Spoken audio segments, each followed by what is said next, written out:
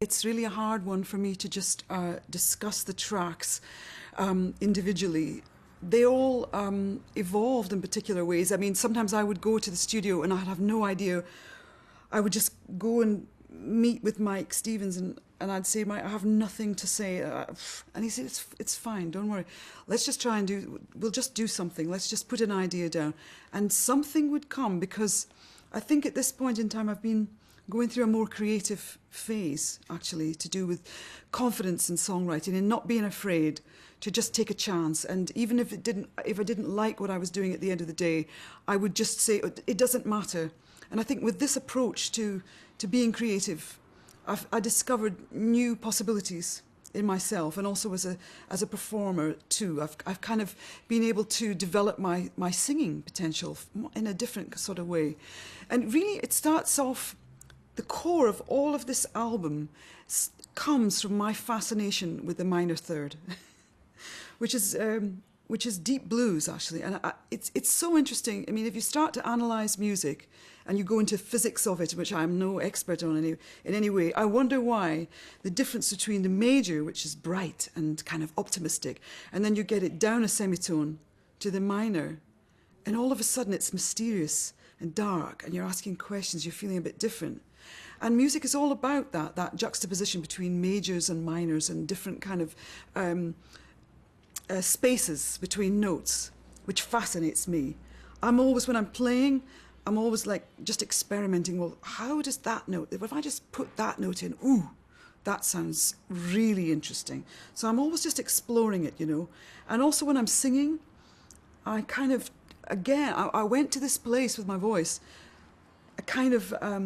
I was listening to R.L. Burnside a lot. And he's died now. He passed away a couple of years ago. But there was something about R.L. Burnside which I just touched me so much. And it was that juxtaposition between very raw, deep blues and working with this kind of electronic contemporary sound. In a way, Moby was doing that a few years ago. And I just loved that. I just thought the two things, modernity and the old stuff, mixed together.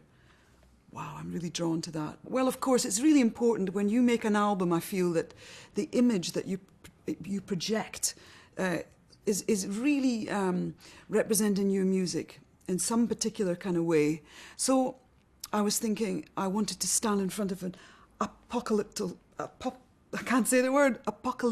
sky. Because every day I'm seeing images of destruction, really. You know, some bombing here, some building that has been absolutely blitzed, some body parts lying around. You know, I haven't got body parts on my cover, but it's like, I thought of, in a way, it's like this figure that I am standing, representing is like a phoenix coming out of the ashes, arising out of destruction. Is almost like a symbol of possibly hope, I don't know, but in a way it's, I thought of some of these kind of priestesses or demonic type deities that represent another part of, you know, music is something, it's invisible, you can't see it, you can't touch music, you can't taste it. It's a sort of spiritual link, human link, and in a way the figure that I represent visually on the album cover is some kind of priestess in a way. So I maybe shouldn't talk about it too much, but I have certain associations with it, you know. Like I was thinking a lot about Haitian voodoo priestesses that, you know, they're almost, how can I say, shamans. And it's like when the earth shakes too much, that something has to come out of it, you know. I think this is it. This is a very strong piece of work.